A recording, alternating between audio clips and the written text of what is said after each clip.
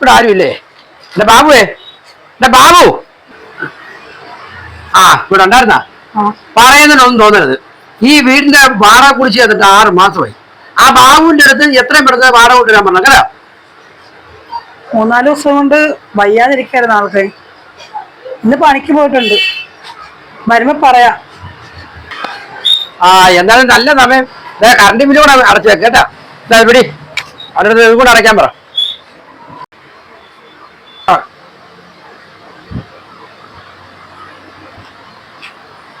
പിള്ളേര് രാവിലെ ഒന്നും കഴിക്കാതെ പോയത്. വരുമ്പോ എന്തെങ്കിലുമൊക്കെ ഉണ്ടാക്കി വെക്കാം.